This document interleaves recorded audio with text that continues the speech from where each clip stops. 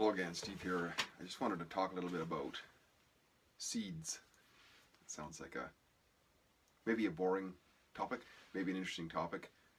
Well, if we look back at a lot of older scriptures and older writings and so on, they talked a lot about. There's references. There's parables about seeds, right? It shows up in the Bible, it shows up in the Bhagavad Gita, I believe, or other maybe it's the Buddhist text, but it shows up time and again as a metaphor to help us with something, right?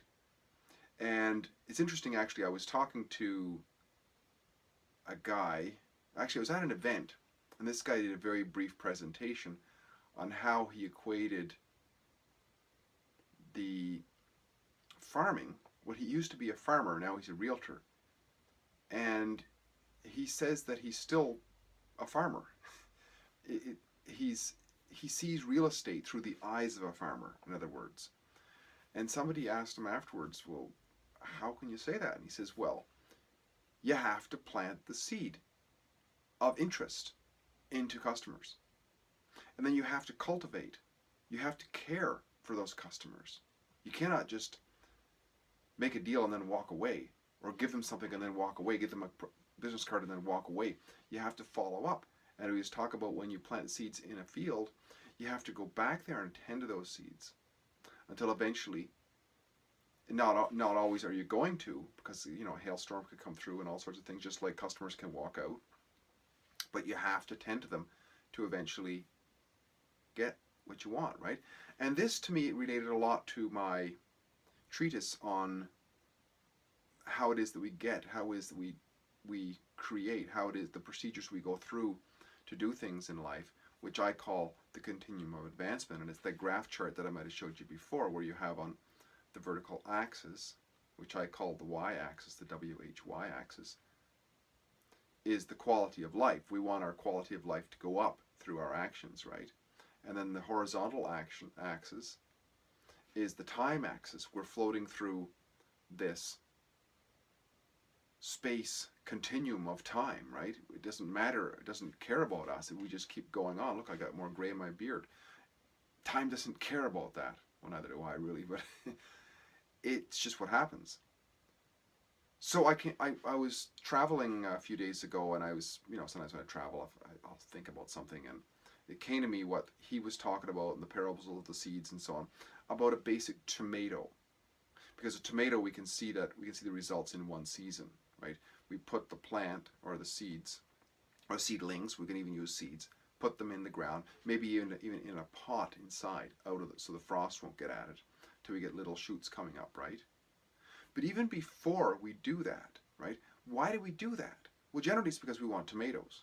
We want that quality, that nutrition, that good quality that we grew ourselves, or organic or whatever. But we want that quality of experience down the road somewhere. We delayed gratification. We're going to do something, and we're going to get eventually those tomatoes. So that's represented as a quality, right? Here we are without tomatoes. We want our own tomatoes. So that's represented as a rise in terms of our concept, right? But we realize it's going to take us some time. So we realize without the tomatoes, we feel a lack in some way. So we develop the desire for the tomato, which is represented in the future and up in terms of quality. So the desire is sparked, right, within us. So we plant the seed in there, a little potted plant. But we have to tend to that. But we can visualize, the next step on the continuum is we see, at a certain point, we see in our mind's eye this eventual tomato. How else could we possibly conceive of the idea of it being delicious if we don't conceive of it in our mind's eye in some way, because we've experienced it? It's not yet there, but we see it there as an imagination. So we imagine it, right? We desire it, we imagine it. We believe it's possible because we may have done it before, we've seen others done it, we've watched YouTube videos, we buy tomatoes in the store, we've been told that it works and so on. And it's because if we didn't believe that it would work, if we just thought it was magic, if we thought the only place we could get a tomato was at the grocery store, then that's where we would go, right? But this way, we believe it somehow, so we actually then have the will to act.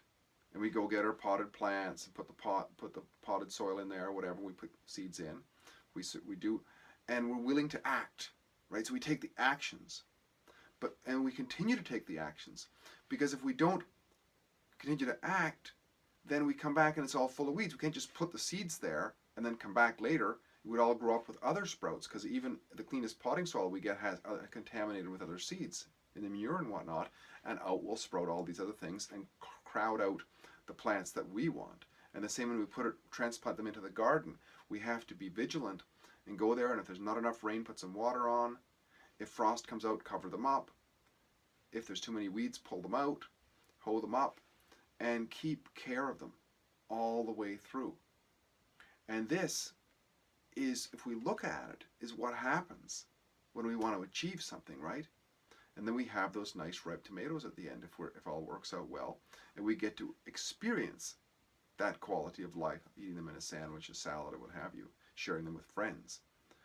But it's very interesting to sometimes take these concepts and overlay real life situations, like the parable of planting the seed, like my friend talking about his real estate business as being so similar to farming. Because it is really, there's similarities throughout everything, whether it's going to get an education, going to get a job, planting seeds in the garden, finding a mate, or buying a new car, maintaining a car that's broke down, right? We feel like we don't want it to be broken down, so we have the desire to be fixed, and so on. It all goes in that way. We all do things for an improved quality of life. So it's very interesting just to be observant of that, because when we realize how it is that we do something, we can replicate that with greater acuity, right, in the future.